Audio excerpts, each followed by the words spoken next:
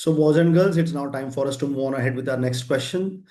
Question 3B, as you can see, belongs to kinematics of rigid bodies.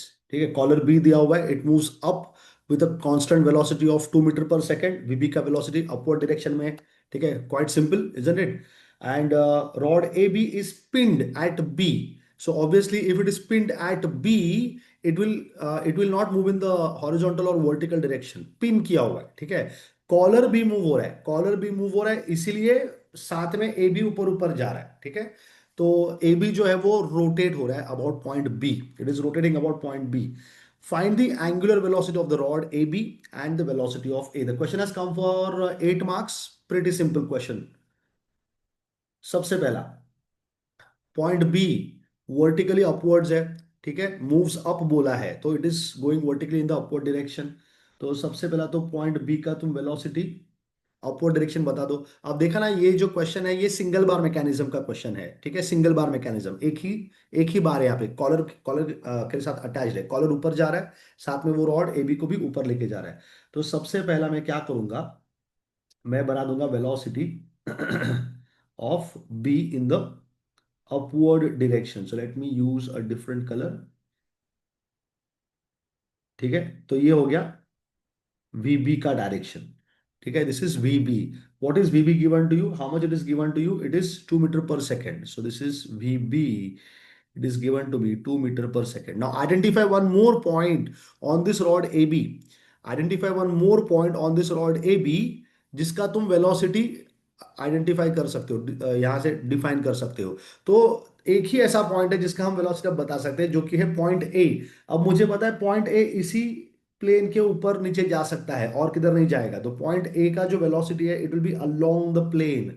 तो तुम वहां पे बना दो एक वेलोसिटी का डायरेक्शन. ऑब्वियसली बी ऊपर जाएगा तो ए भी ऊपर की तरफ जाएगा. तो पॉइंट ए पे आके तुम बना दो VA. ठीक है, ये मैंने बना दिया VA. Now according to the rule, अब मुझे VA पता नहीं है, वो फाइंड करने के लिए बोला है, और AB का एंगुलर वेलोसिटी भी फाइंड करने के लिए बोला है. तो अकॉर्डिंग टू द रूल, अगर तुमको दो पॉइंट्स का वेलोसिटीज पता है, if you know velocities of two different points on a single bar mechanism, then you simply draw perpendiculars to those 2 points, to the velocities of those 2 points. ठीक है, जो दो वेलोसिटीज तुमको पता चल गया, जिनका डायरेक्शन हमको मालूम है, उनको तुम परपेंडिकुलर बना दो. And see where the perpendiculars are intersecting. The point of intersection of these two perpendiculars, the point of intersection of these two perpendiculars is nothing but your instantaneous center of rotation. ठीक है, तो मैं क्या कर रहा हूं, मैं यहाँ पे एक हॉरिजॉन्टल लाइन बना देता हूं. पॉइंट बी से मैंने बनाया हुआ है ये. ठीक है, पॉइंट बी से मैंने बनाया है. ठीक है, late me just change it's nature. ठीक है, स्टाइल चेंज कर दिया मैंने. देखो ये डॉटेड लाइन मैंने बना दिया पॉइंट बी से. ये परपेंडिकुलर टू व्हाट VB है. And then I will also make one perpendicular line not like this, a perpendicular line to VA. ठीक है, एक परपेंडिकुलर तुम VA को भी बना दो. So this is a line which is perpendicular. This is the line which is perpendicular to VA. ठीक है, so I just quickly change it style so that is identified that these are the perpendiculars which I have drawn. इन दोनों का जो point of intersection है, तुम इसको ले लेना I. तो जो IA और IB का लेंथ है, those are nothing but the radii of the rotation of point A and point B. ठीक है, तो I और IB का लेंथ निकालना पड़ेगा हमको. अब ध्यान से ऑब्जर्व करो, जो ट्राइंगल दिख रहा है IAB वाला, अब देखो ये जो पूरा एंगल है ये राइट एंगल है. I'll just make it over here. This entire angle is a right angle. ये पूरा का पूरा 90 डिग्रीज है. ठीक है, this entire thing is 90 degrees. यहाँ पे एंगल तुमको दिया है 30 डिग्रीज का. ठीक है, 30 डिग्रीज का इंक्लिनेशन दिया हुआ है. तो यहाँ यहाँ पे ये वाला एंगल अभी मुझे पता नहीं है कितना है. I do not know what that angle is. I want to get that angle. अगर वो छोटा वाला जो एंगल मैंने भी बताया वो पता चल गया, ठीक है, सपोज इसका हमने नाम रख दिया लेटस से अल्फा. ठीक है, अगर ये अल्फा का वैल्यू मुझे पता चल गया, तो मैं इजीली ये इधर वाला जो एंगल है लेटस से इसका नाम मैंने रख दिया थीटा, ये पता चल जाएगा. ठीक है, क्योंकि वो 90 माइनस अल्फा हो जाएगा. Is it? तो कुछ करके मुझे वो अल्फा का वैल्यू निकालना है. ठीक है, something I need to do and get the value of alpha. अब ऑब्जर्व करो, मैं एक और हॉरिजॉन्टल लाइन बना रहा हूं यहां पे, ये वाला जो हॉरिजॉन्टल लाइन है, ठीक है। So if I ask you how much is this entire angle, can you observe the diagram. चलो इसको भी थोड़ा आगे खींच देता हूं मैं, so that you will be able to understand, और इसको आगे एक्सटेंड कर दिया, ठीक है, ये आगे मैंने एक्सटेंड कर दिया। So you can see that there is a right angle triangle that is getting formed. देखो तो, राइट एंगल ट्राइंगल बन गया यहाँ पे, है ना, जिसका एक एंगल मुझे पता है। ये देखो यहाँ पे ये एंगल कितना दिया हुआ है, 50 डिग्रीज का एंगल दिया है।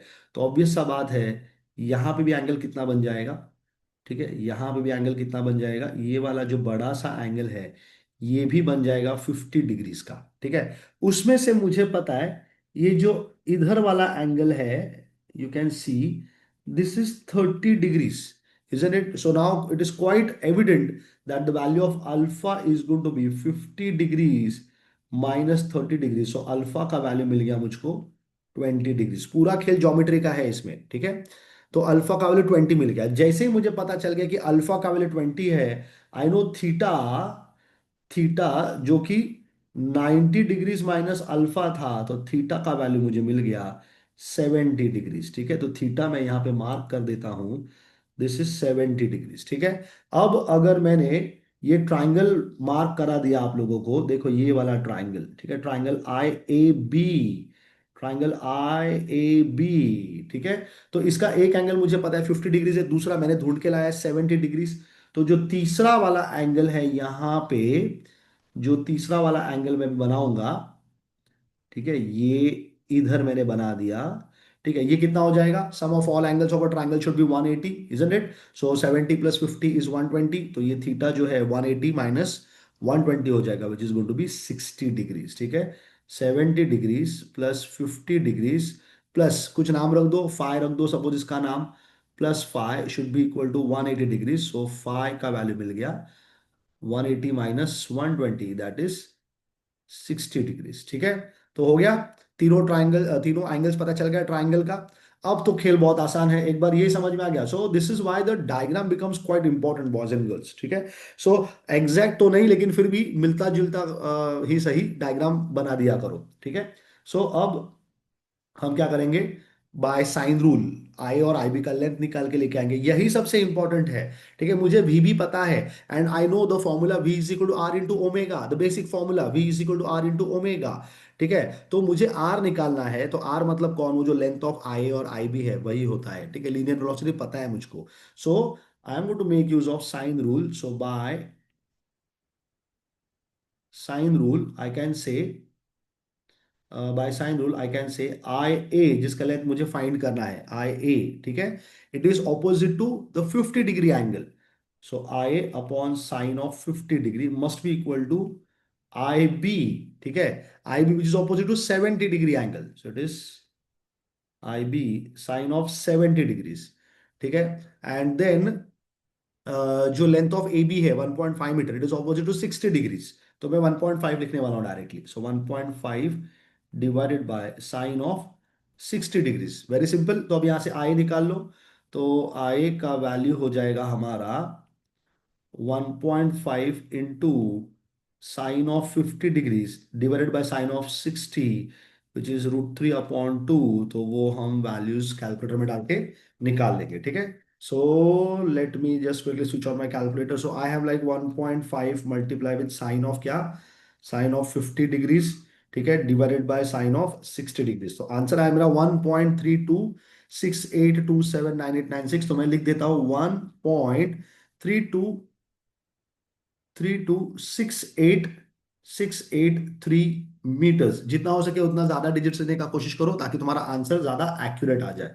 सिमिलरली आई बी का वैल्यू क्या हो जाएगा, 1.5 into sine of 70 degrees divided by sine of 60, ठीक है। सो 1.5, तो ये भी 1.5 इंटू कैलकुलेटर में डाल के आंसर निकाल लो, 1.5 इंटू साइन ऑफ कितना है इस बार, साइन ऑफ 70 डिग्रीज है, ठीक है, sine of 70 divided by sine of 60 degrees. तो ये हो जाएगा 1.627595। So I can write here 1.6276 metres. तो आई और आई भी हो गया, ठीक है। अब मुझे पॉइंट बी का वेलोसिटी पता है 2 मीटर पर second, so I know V B would be given by R I B into omega of the rod A B. ठीक है, तो omega of rod A B पता नहीं है, वही मेरा पहला क्वेश्चन था। ठीक है, और वी भी मुझे पता है, so I can write here 2 metre पर सेकेंड वी बी का वैल्यू, और आई बी का वैल्यू कितना है मेरे पास, 1.6276 multiplied with omega of the rod A B. तो यहां से omega of the rod A B आ जाएगा 2 divided by this 1.26 whatever it was. ठीक है, तो वो मेरा प्रीवियस आंसर है, तो वही मैं यूज करने वाला हूँ। So I write 2 divided by the answer. It came out to be 1.2288. Omega AB is 1.2288 radians per second. Boys and girls, please be very, very, very careful. Omega का हमको units लिखना है यहाँ पे, ठीक है, radian per second. And moreover you have to write the direction also, clockwise anticlockwise. तो कैसे ना, ए बी को पकड़ लो ऐसे, ये पॉइंट है, ये पॉइंट भी है, इसको ऊपर की तरफ लेके जाओ, इसको ऊपर की तरफ लेके जाओ। तो जब ऊपर की तरफ जा रहा है तो ये देखो कैसा घूम रहा है, ठीक है, it is rotating in the anti clockwise direction. So पूरा जो रॉड है वो ऐसे एंटी क्लॉकवाइज डायरेक्शन में घूम रहा है। सो यहाँ पे रोटेशन दिखा दो, एंटी क्लॉकवाइज डायरेक्शन। ये लिख के आओ, nobody would be able to like dare to deduct even a single mark from you. ठीक है, लेकिन ये ऑफकोर्स सही होना चाहिए, कुछ भी लिख के आओगे तो नहीं चलेगा। ठीक है, तो ये हो गया मेरा ओमेगा ए बी। अब वी ए निकाल लूंगा मैं, बहुत ही आसान है। वी ए का value multiply with, so V A का फॉर्मूला हो जाएगा R I A into omega of the same rod A B. ठीक है, तो वी ए हो जाएगा R I A into omega of the same rod AB.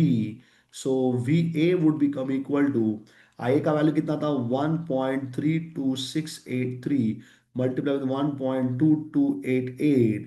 तो यहाँ से VA पता चल जाएगा मुझको। You will have to tell the direction also. ठीक है, डायरेक्शन मतलब एंगल बताना पड़ता है। तो 1 पॉइंट जो भी तुम्हारा आंसर था, इसको मल्टीप्लाई कर देता हूँ मैं, आंसर जो मेरा था इसको मल्टीप्लाई कर दिया 1.32683 के साथ। ठीक है, सो आंसर आया 1.6304, 1.630417। तो मैं 2 लिख देता हूं मीटर पर second. Now I know that VA will always be along the plane। Point A plane को छोड़ के जा ही नहीं सकता है, तो VA जो रहेगा वो हमेशा along the plane ही रहेगा। ठीक है, तो उसका इंक्लिनेशन मुझे पता है, 30 डिग्रीज का इंक्लिनेशन है। देखो कितना आसान है। ठीक है, सो यहाँ पे कभी कभी ये बहुत क्रिटिकल रहता है। ठीक है, कभी कभी ये फाइंड करना थोड़ा सा मुश्किल हो जाता है, लेकिन यहाँ पे तो काफी इजी था। So that's how I solve my question on kinematics of rigid bodies. Isn't it a simple question for 8 marks? Isn't it? I don't know, people were there who were telling me that May 2025 का paper बहुत ही difficult था, but as I can see that the questions are quite easily gettable. So boys and girls, I'm pretty confident that the question has been understood to you all. It's time for us now to move on ahead with our next question. Boys and girls, let's proceed ahead.